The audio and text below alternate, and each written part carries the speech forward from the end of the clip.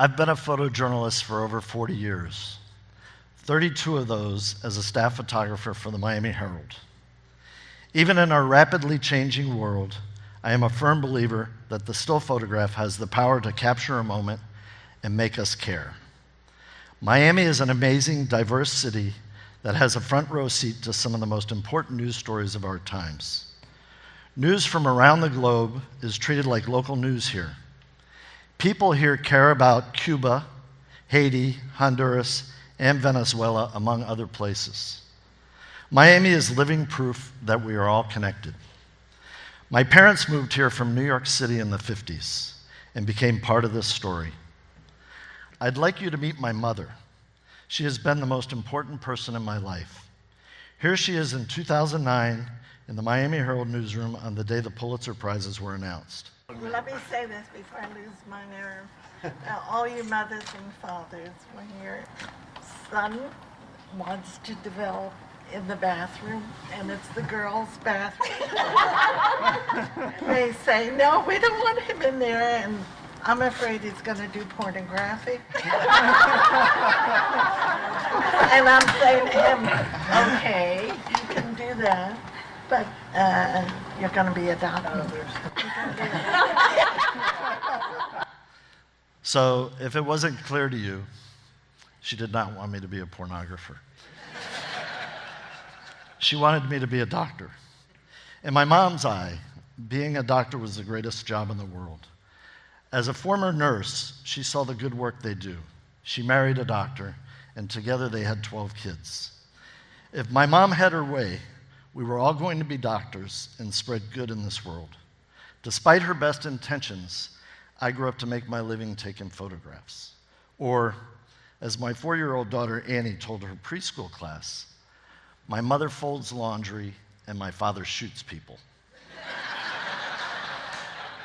Whenever I traveled for work, to a natural disaster or some other significant human struggle, I would call my mother. And before she would ask about me, she would ask about the people I was covering. Are they okay? She always worried about the children. That concern has guided me throughout my career. Children are often the victims of circumstances beyond their control. They are uninhibited. They convey human resilience. This is a 6-year-old boy nicknamed Pollo because he liked to eat discarded chicken he found in a dump where he worked outside of Tegucigalpa, Honduras.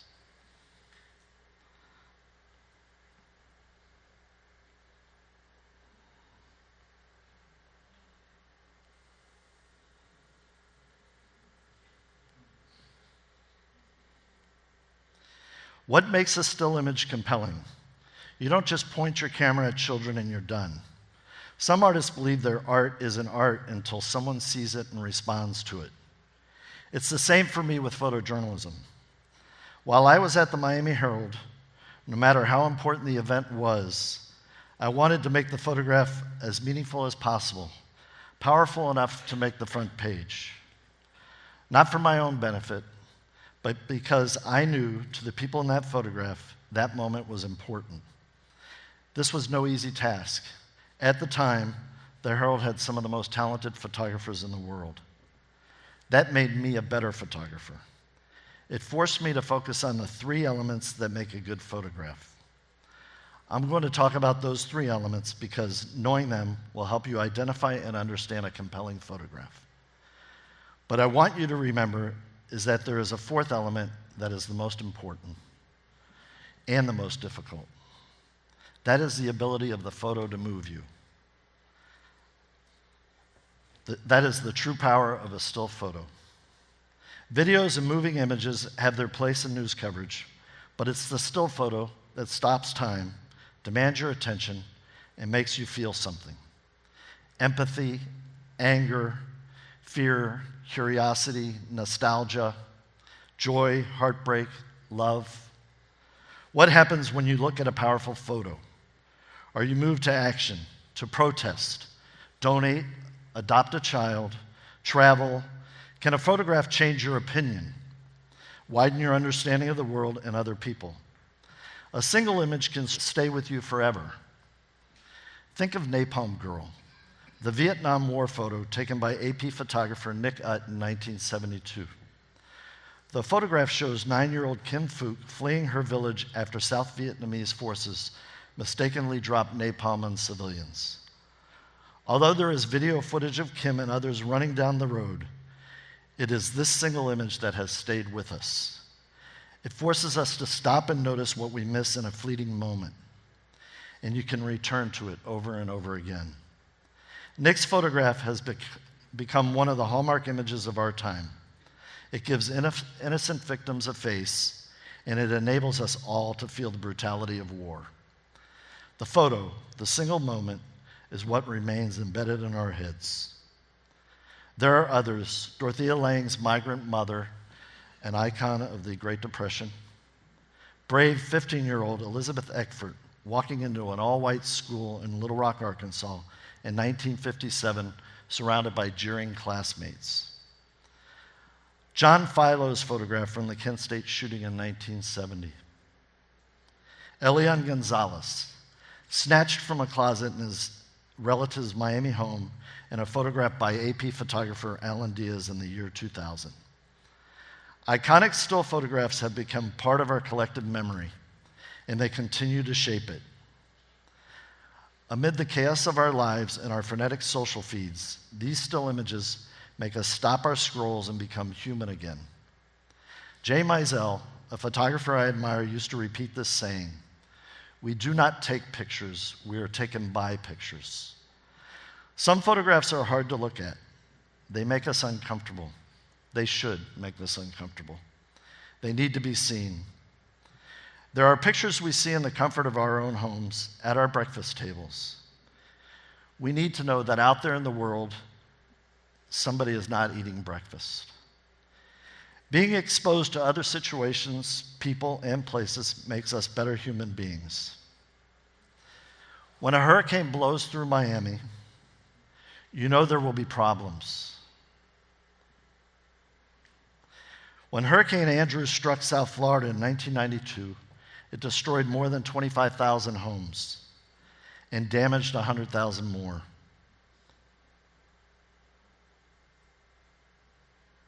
The Category 5 storm caused 62 deaths.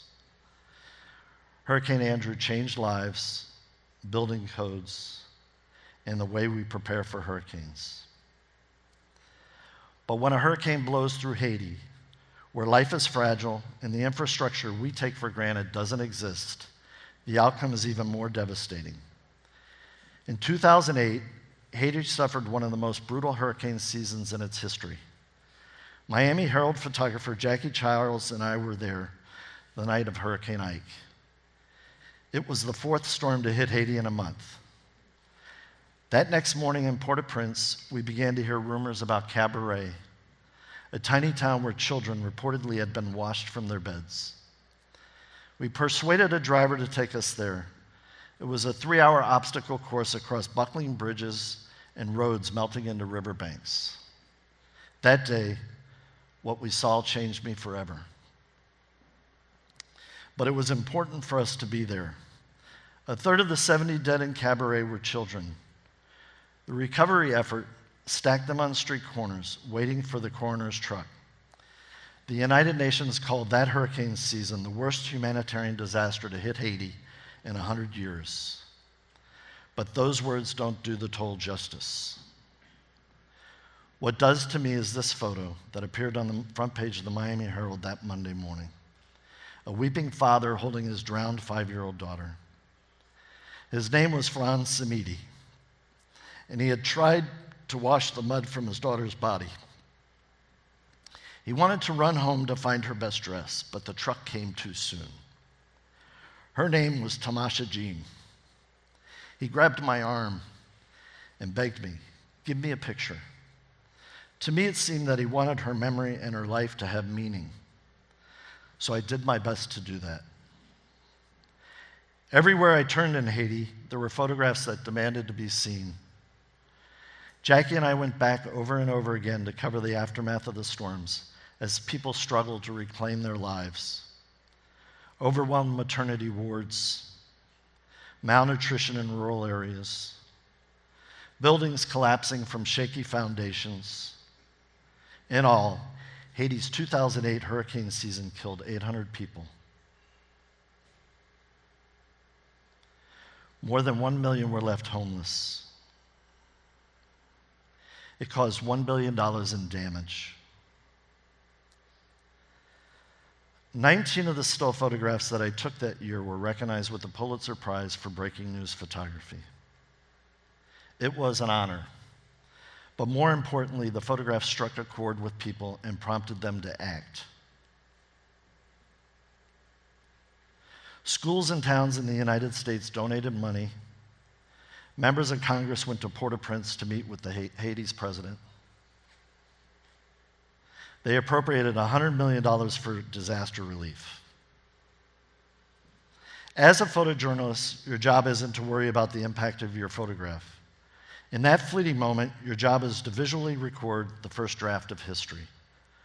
What you're documenting matters, but how you document also is important. You want to make sure it's accurate, honest, and unstaged. You want to capture a photograph that conveys the significance of what is happening in one instant. This is what French master of photography Henri Cartier-Bresson called the decisive moment. With every movement, whether it's someone walking down the street, a football being caught, or two lovers hugging goodbye at a train station, there is always a split second that encapsulates the entire scene's meaning. It's the ultimate frame in the great flux of life. Robert Capa, one of the greatest war photographers of our time, said, "If your pictures aren't good enough, you aren't close enough." I've tried to live by this closer is better advice, but occasionally it backfires. I didn't realize I could do this for a living until I was in college, sitting in the back of Professor Michael Carlbeck's classroom in a wooden shack on the campus of the University of Miami. Michael would turn out the lights and show photograph after photograph taken by some of the greatest photographers in the world. W. Eugene Smith, Walker Evans, Gordon Parks, Eddie Adams, Mary Ellen Mark, Brian Lanker. It was W. Eugene Smith who said, "What's the use of having a great depth of field if there is not an adequate depth of feeling?" But there are three primary elements of a photograph that, when done well, help make the most memorable stand out. Understanding and appreciating these elements helps you decipher average images from truly outstanding images, and why you react to some photographs more viscerally than others. Light. This is the importance of using whatever light is available in a creative, effective way to convey information and emotion.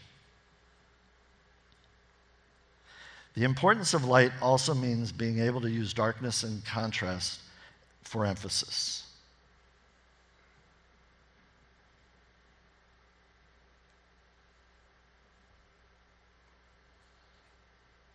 The second is composition. Composition is the organic, deliberate order of everything in the frame that provides balance, or sometimes imbalance, to make it more compelling. Depth of field, the rule of thirds, leading lines, a frame within a frame, these are all compositional techniques a good photographer uses to stop you in your tracks, to take note of what is going on. It starts with being in the right place and paying attention to what you see through your lens.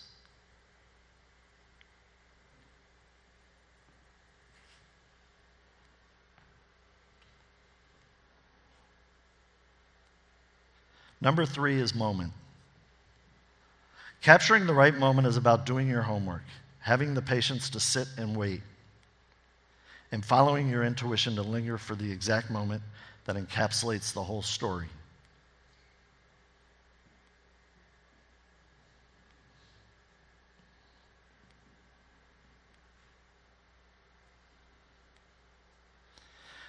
Photographers strive to pull these elements together in one photograph for the greatest impact. The results can be magical.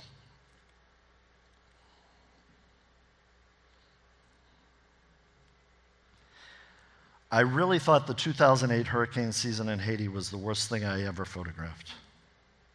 But on January 12, 2010, a magnitude 7 earthquake struck Haiti. It killed 220,000 people.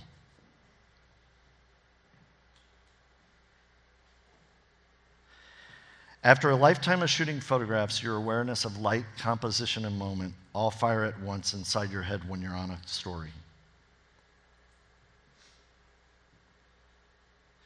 You want to make this moment as important to the people seeing the photo as it is to the people in the photo. These are the photographs I implore you to stop and notice. What are they trying to tell you?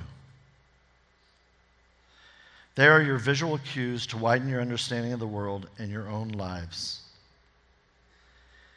People caring for other people is ultimately all my mother really wanted.